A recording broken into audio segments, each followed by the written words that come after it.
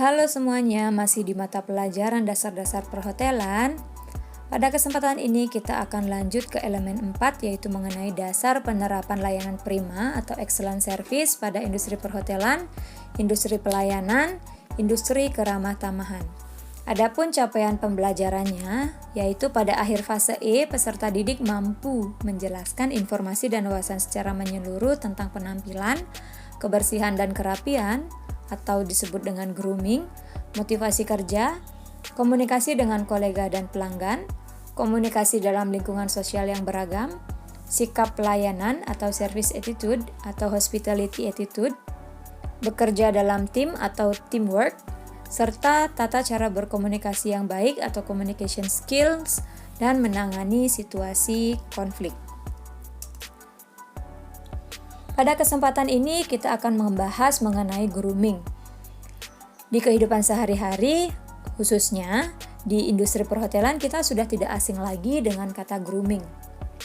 Sebenarnya apa sih itu grooming? Grooming merupakan penampilan diri seseorang yang harus terjaga dan selalu rapi secara keseluruhan, dimulai dari ujung rambut sampai dengan ujung kaki. Nah, pada dasarnya semua orang pasti senang melihat penampilan yang menarik, sopan dan rapi. Begitu pula di industri perhotelan. Penampilan yang bersih dan rapi itu adalah salah satu ciri khas dari anak perhotelan. Pastinya tidak ada wisatawan yang senang jika dilayani dengan karyawan yang kurang rapi. Jadi penampilan yang rapi, bersih, ditambah dengan sikap ramah dan sopan itu akan membantu karyawan dalam memberikan pelayanan yang memuaskan. Jadi, pada kesempatan ini, ada beberapa penjelasan mengenai standar grooming yang umum diterapkan di hotel. Beberapa aturan yang nanti dijabarkan mungkin bisa berbeda dengan aturan yang berlaku di hotel lainnya, karena pastinya setiap hotel memiliki SOP-nya masing-masing. Baik, kita lanjut ke standar grooming yang paling atas, yaitu rambut atau hair. Ada 5 aturan. Yang pertama, rambut agar ditata tidak menutupi wajah. Yang kedua, jangan menggunakan jeli rambut berlebihan. Yang ketiga, jangan menggunakan pengeras rambut berlebihan. Yang keempat, tatanan rambut atau hair modeling harus sesuai aturan. Dan yang terakhir, jangan memaksakan tatanan mode yang sedang trendy. Jadi kelima aturan ini adalah aturan secara umum, baik itu aturan dari style rambut perempuan ataupun laki-laki. Langsung saja untuk rambut wanita. Yang pertama, diizinkan menggunakan bando dengan warna hitam polos apabila tidak disediakan bando oleh perusahaan. Yang kedua, rambut panjang yang melebihi bahu harus digulung atau ditata rapi, diikat atau disanggul atau dikepang. Atau dengan istilah lain kita di sekolah itu menggunakan kata hairnet. Dan yang terakhir, jepit rambut, pita, karet untuk menjaga agar rambut tetap rapi harus berwarna hitam polos dengan ukuran yang sesuai. Untuk contoh standar grooming rambut wanita bisa dilihat pada gambar yang pertama, yaitu rambut di hairnet rapi menggunakan hairnet warna hitam. Atau yang kedua, rambut bisa digulung rapi pada bagian belakang, seperti yang ada pada contoh di gambar. Selanjutnya yaitu standar grooming rambut pria. Yang pertama, panjang rambut di bagian belakang tidak boleh melebihi kerah baju. Yang kedua, rambut orang Indonesia berwarna hitam. Dengan demikian jangan mencat rambut dengan warna lain kecuali hitam. Yang ketiga, tipe atau style potongan rambut agar sesuai aturan. Jangan memaksakan style potongan rambut yang sedang trendy. Yang keempat, tidak berkumis. Yang kelima, tidak berjenggot. Dan yang terakhir, tidak berjambang. Untuk standar grooming rambut pria, biasanya itu ukurannya 321. Tapi kembali lagi, tidak apa lebih, yang penting tidak menutupi wajah, tidak lewat dengan alis, tidak menutupi telinga, dan tidak melewati kerah baju. Untuk wajah agar tetap terlihat bersih, jadi untuk kumis, jenggot ataupun jambang harus dipuris atau dibersihkan. Standar grooming selanjutnya yaitu pada bagian kulit atau skin. Yang pertama, kulit tidak kering. Yang kedua, mandi 2 kali sehari. Yang ketiga, memakai moisturizing. Jadi pencegah dari kulit kering itu dengan cara mandi 2 kali sehari dan memakai moisturizing atau pelembab atau hand body. Selanjutnya, gigi atau teeth. Gigi itu diharapkan bersih, sehat, dan tidak bau. Cara mengatasinya dengan cara gosok gigi 3 kali sehari. Baru bangun biasanya, setelah makan siang, dan yang terakhir sebelum tidur. Standar grooming selanjutnya yaitu wajah atau face. Nah, wajah atau face ini diharapkan tetap fresh.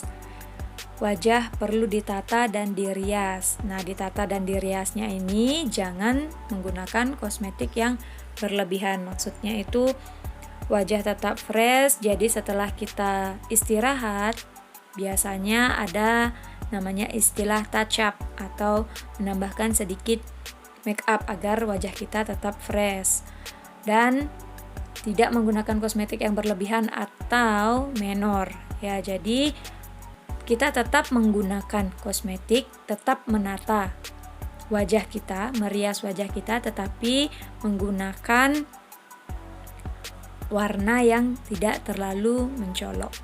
Nah, ini merupakan salah satu contoh standar grooming di wajah atau face untuk make up perempuan.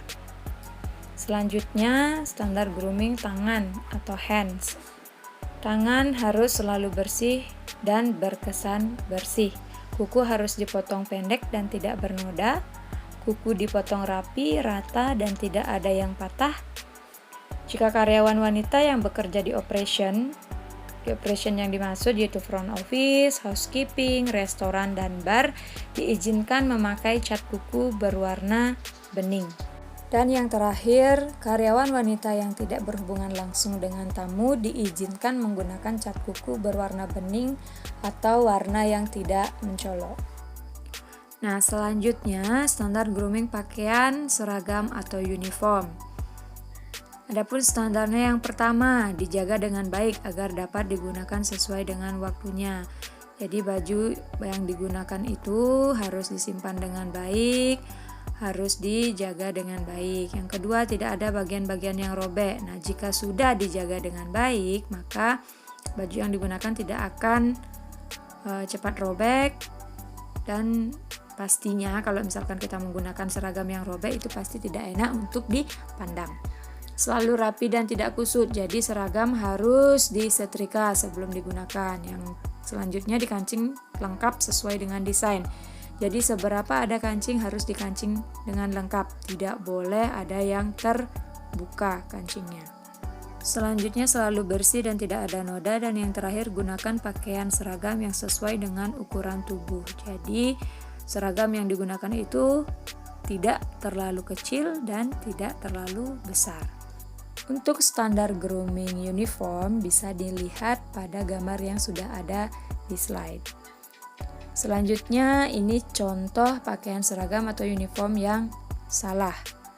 Jadi pemakaian seragamnya tidak boleh lengannya dilipat. Selanjutnya, name tag. Jadi name tag selalu dipakai selama bertugas sesuai dengan desainnya. Yang kedua, dijaga agar utuh dan mudah dibaca. Dan yang terakhir, bersih, tidak tergores dan tidak ternoda. Jadi tujuannya kita menggunakan name tag yaitu sebagai tanda pengenal. Selanjutnya, kebersihan badan. Untuk standar grooming kebersihan badan itu biasanya kita harus terhindar dari bau badan dengan cara menggunakan deodoran seperlunya dan mandi minimal 2 kali sehari. Standar grooming selanjutnya yaitu penggunaan perhiasan. Yang pertama ini ada jam tangan. Jam tangan hanya diizinkan menggunakan satu saja di tangan kanan atau di tangan kiri. Yang kedua, jam tangan tidak boleh berwarna-warni.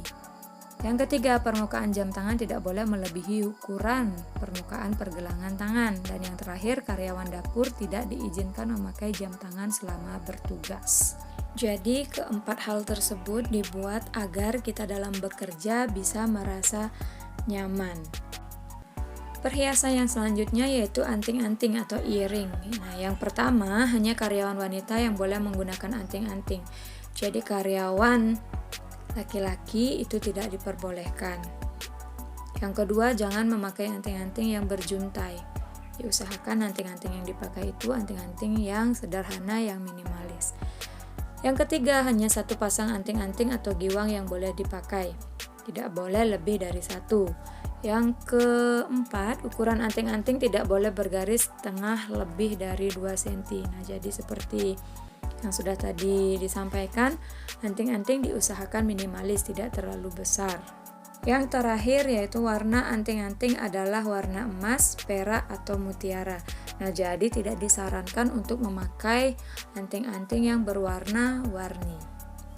Nah, berikut contoh standar grooming pemakaian anting-anting. Jadi, gambar yang paling atas itu tidak disarankan memakai anting berjuntai, laki-laki yang memakai anting-anting tidak diperbolehkan, jangan terlalu wah anting-antingnya. Jadi yang benar itu yaitu yang pada bagian bawah, antingnya minimalis, cantik, yang laki-laki tidak ada antingnya sama sekali. Selanjutnya yaitu perhiasan kalung, gelang, dan cincin. Nah, untuk karyawan wanita di bagian operation yaitu front office, housekeeping, dan food and beverage tidak diizinkan memakai gelang dan kalung dan hanya boleh memakai satu cincin pernikahan saja. Untuk karyawan wanita di bagian administrasi boleh memakai kalung, memakai cincin, memakai gelang, tetapi dengan desain yang sederhana dan hanya boleh memakai satu perhiasan saja dalam setiap itemnya. Nah, untuk karyawan di bagian operation, mengapa hanya diperbolehkan memakai cincin saja? Itu agar mempermudah kita dalam melakukan suatu pekerjaan. Dan karyawan di bagian administrasi itu karena dia di back office, jadi diizinkan untuk memakai perhiasan, kalung, dan juga gelang. Ini untuk contoh standar grooming pemakaian kalung, gelang, dan cincin. Nah, untuk bagian atas itu yang benar. Jadi hanya memakai satu perhiasan saja setiap itemnya. Tidak disarankan untuk memakai perhiasan yang berlebihan. Selanjutnya, alas kaki. Untuk alas kaki di sini yang pertama, sepatu dan sandal yang digunakan harus sesuai dengan ukuran kaki. Jadi tidak terlalu kecil dan tidak terlalu besar. Yang kedua, alas kaki yang digunakan harus berwarna hitam. Jadi tidak diperkenankan untuk menggunakan alas kaki selain yang berwarna hitam. Yang ketiga, sepatu, sandal, dan alas kaki lainnya harus dipakai sesuai dengan desainnya. Sepatu dan sandal yang boleh dipakai adalah yang sesuai dengan desain yang disediakan oleh perusahaan. Nah, jadi desainnya ini sesuai dengan SOP yang sudah ditentukan oleh perusahaan itu sendiri. Begitu juga dengan kaos kaki harus berwarna hitam atau yang ditetapkan oleh perusahaan. Jadi itu tergantung dari masing-masing SOP perusahaan atau hotelnya. Tetapi umumnya alas kaki yang digunakan di hotel itu menggunakan pantofel berwarna hitam bersama dengan kaos kakinya yang menyesuaikan sepatunya. Seperti yang ada pada gambar di slide. Itu standar grooming untuk alas kaki. Nah, yang terakhir yang akan kita bahas yaitu mengenai postur tubuh. Yang pertama, berdiri yang tegak pada kedua kaki, tidak ada kaki yang tertekuk atau digelayunkan atau digoyang-goyangkan. Yang kedua, dada dibusungkan keluar. Yang ketiga, tonjolan perut ditarik sedikit. Yang keempat, jangan bersandar pada furniture. Yang selanjutnya, jangan bersandar pada tembok. Selanjutnya, jangan berjuntai atau bersikap lemah lunglai. Jangan berpangku tangan. Dan yang terakhir, jangan menunjukkan sikap yang tidak hygiene. Nah, jadi dalam kita melayani tamu, kita harus tetap fresh, harus tetap tersenyum. Postur tubuh itu harus tegak, tidak boleh lemah terlihatnya agar tamu yang ajak kita berkomunikasi itu merasa nyaman. Untuk poin terakhir yaitu jangan menunjukkan sikap yang tidak hygiene. Yang dimaksudkan itu pada saat kita ada di counter, kita tidak boleh garuk-garuk kepala, korek-korek hidung, korek-korek telinga, kucek-kucek mata, itu tidak diperbolehkan. Baik, sekian pemaparan materi pada kesempatan ini. Semoga penjelasan materi bisa diterima dengan baik dan bisa menambah ilmu kalian mengenai grooming. Sekian dan terima kasih.